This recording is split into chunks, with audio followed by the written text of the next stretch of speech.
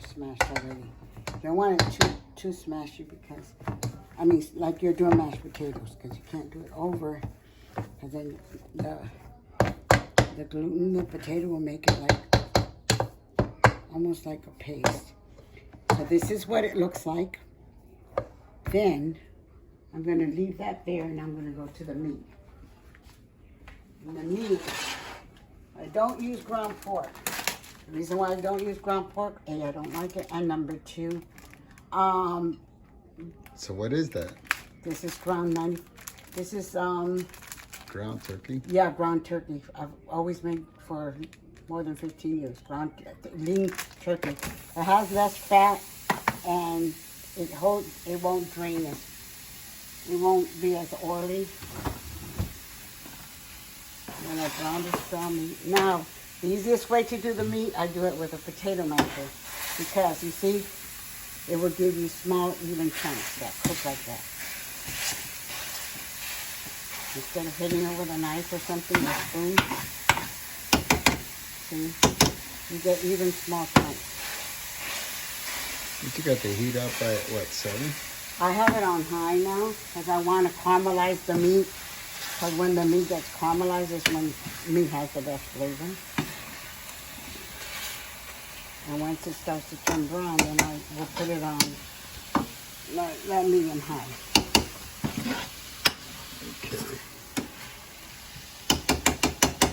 Now it all started with these russet potatoes.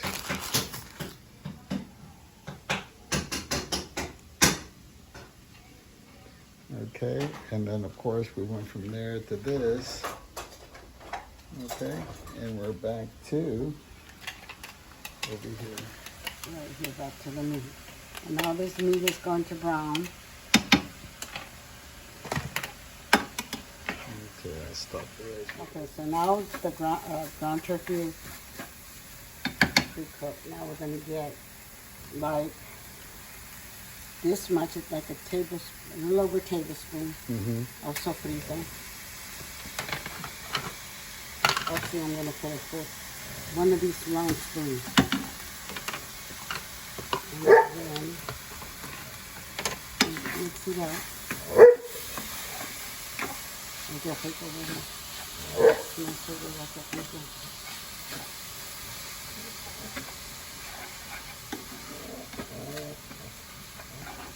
Very, very simple. Now you're going to get adobo Goya, and you're going to sprinkle liberally to taste. Not too much because it gets too salty. You're going to sprinkle in some black pepper.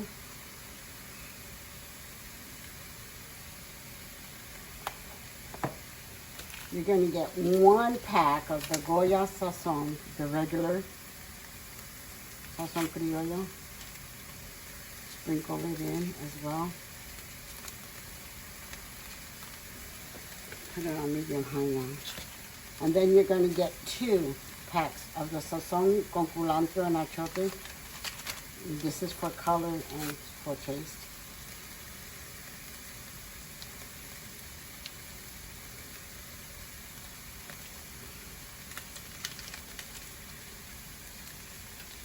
And then I'm going to mix this up real good. And yes, it turns like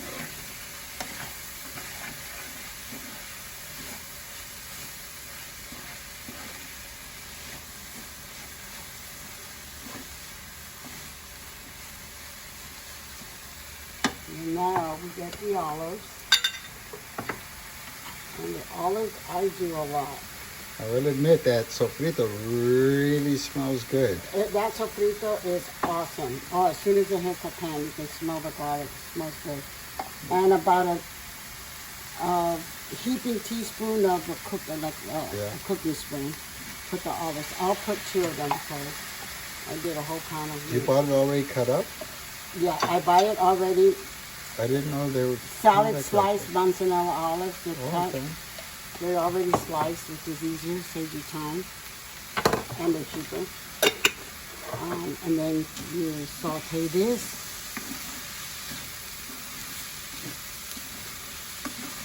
And since this is going to be cooked, this is already cooked, but since it's going to go into the potato, you can turn it off right now.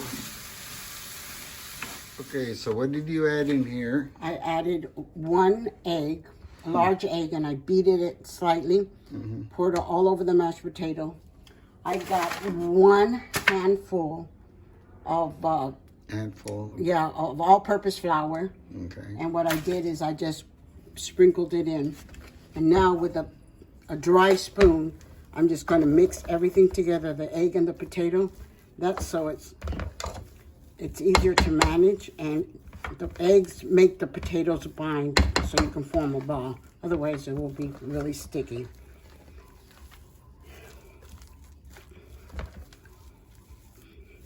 I don't use cornmeal. The cornmeal's grainy and it will mess up the potatoes. It'll make it very sticky and they will break. Okay, now I'm going to put I'm going to make this accessible.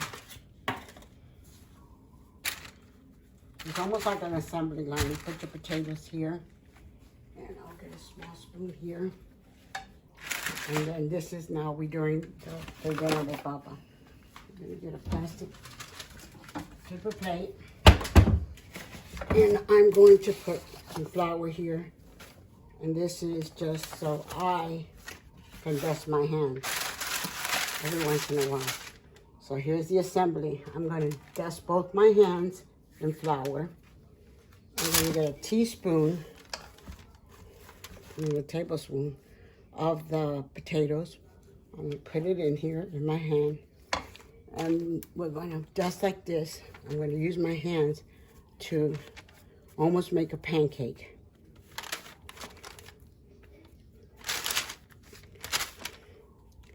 Okay, with these 3 fingers, I always just make an indentation. I get the meat, put it in there, and then I fold the rellenos, closing the rellenos with my fingers. And once I have it closed, everything's closed, I'll dust my hand, both hands, and then I'll just roll it in my hands until I form. Some people make a ball. I make it oval because the potatoes cook evenly. And there's one relleno. Okay. Now, do you need all of them? I'll follow you and then I'll pause. Okay, here's another one.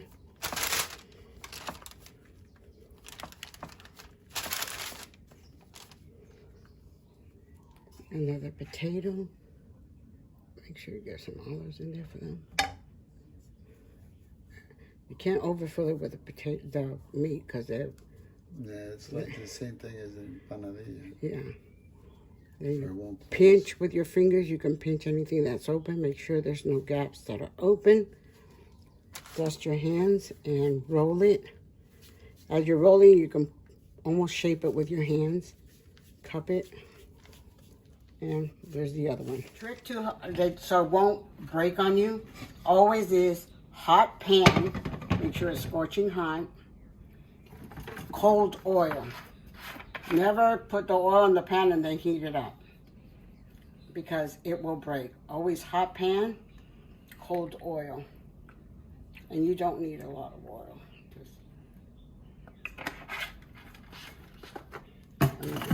Now what I do is I always get a piece of potato that's left over from the pan.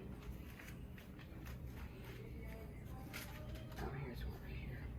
And then once that starts to get hot, I always throw one to test. If it comes up, then I know it's done. I'm gonna get these ready for.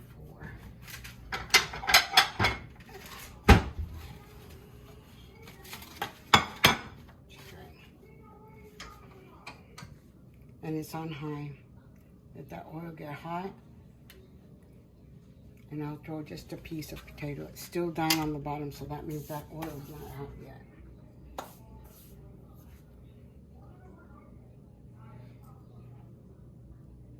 And you got it on what? On high? Mm-hmm. Just, I'll start it on high until that oil gets hot enough, and then I'll bring it down. Now, you see how it's going to float up? Yeah. Once it floats up, then you know that oil's hot.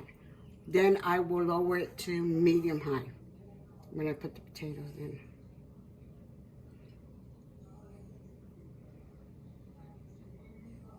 Because if you put it at this stage, all it's going to do is the potato will be very Just oily, soak. Yeah. and it get mushy.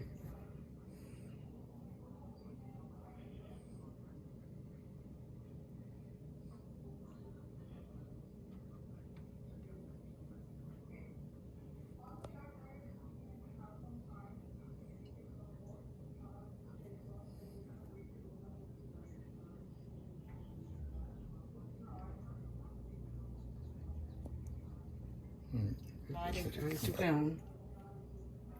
And I'll wait till it's real hot. I don't think it's too hot. Okay, no. I want it to sizzle.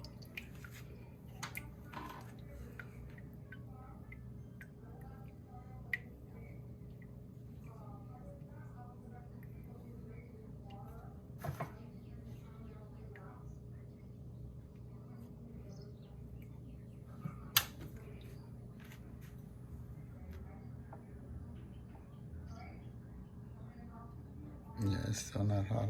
Yeah, it's gotta get hotter.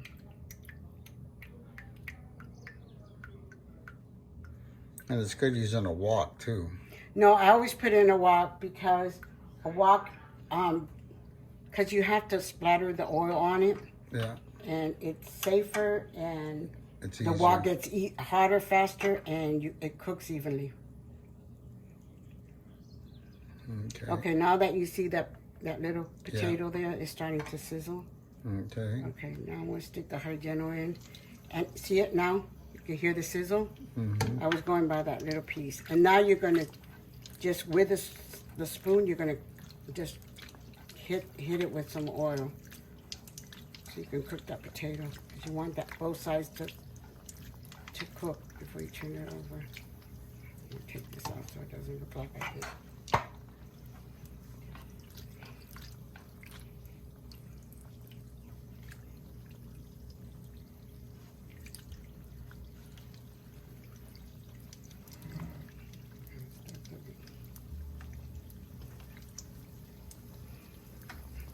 And your oil would get cloudy, but that's okay because that's from the flour, the dusting of the flour.